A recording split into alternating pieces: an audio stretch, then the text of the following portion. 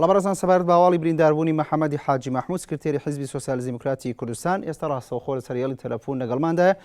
کاک محەممەد ئەم کاتتان باش، ئێستا تەندروستیتان چۆنە و شەڕ ڕووبڕۆمەکانی ئەمڕۆ چۆن بوو؟ هەموو کاتێکتان باش، زۆر سپاسەکە، من زۆر باشم.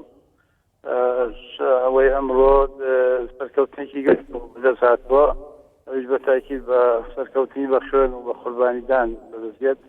بەڵام سەرکەوتنەکان ناوچەکە پاکراوە لە داعش و هەموو تەفرەت و نەکران لە مەنتیقەکە، زیاتر لە 11 گوندی مەنتیقەکە ئازاد کراوە، مەساحەیەکی گەورە لە ناوچەکە ئازاد کراوە و سەرکەوتنێکی گەورەی هێزی پێشمەرگەی کوردستان بەدەست هاتووە و بە دڵنیایی ئەو شە بەدێ شەید و بریندار نابێت. بەڵێ کاک محەممەد، ئێستا تەندروستیتان چۆنە و ئەو کەسانی کە لەگەڵت بوون ئەوان تەندروستیان چۆنە؟ من باشم، زۆر باشم. وەڵا ئەوانەی کە بریندارەکان تەبەن ئەمیان ئەوانن فەرماندە و مەسئول بوونەوەی، ئەوانە هەندێکیان ئشتا لە خەستخانەی داخۆکن، هەندێکیان لە کەرکووکن، هەندێکیان بردوون بۆ هەودێر و بۆ سلێمانی و تایشتاش هەندێکیان لێ شەهید بوون، هەندێکیان شەهید بوون و ئەوانیشان ئشتا لە خەستخانە لەژێر عیلاجە. کاک محەممەد، شەڕ کۆتایی هاتووە لەو سنوورێکەوەی لێن؟ بەڵێ، ئێمە هەموو شوێنەکانمان تەواو کرد. من هێشتا خۆم سەر لە داخۆ دەڕێمەوە، چونکە ئاخر جار هەموو شوێنەکان کۆتایی هات جاگەڕانەوە. تەقینەوەی بۆمبەکە چۆن بوو؟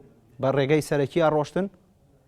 بەڵێ، بۆمبەکە زۆر بەناو گوندەکان بوو، گوندەکانمان ئابدەوەیان بۆمبێک نەبوو، دەیان بۆم تەقیەوە، مەجموعەی پێشمەرگە شەهید بوون و بریندار هەبوو. ئەو بۆمبەش بە ئێمە تەقیەوە تەقریبەن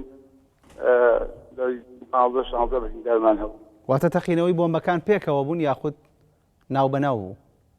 بۆمبەکان ناوبەناو بوو کە تۆ ئەڕۆیشتی هەیوا وت دەقەبەی وهەیە بوو کەمترە بوو، زیاتر پێچوو.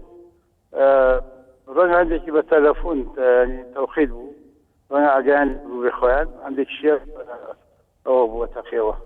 بەڵێ، محەممەدی حاجی محمود سکرتێری حیزبی سۆسیالیستی دیموکراتی کوردستان، سپاس بۆ ئێوە کە بەشدار بوون لەگەڵمان.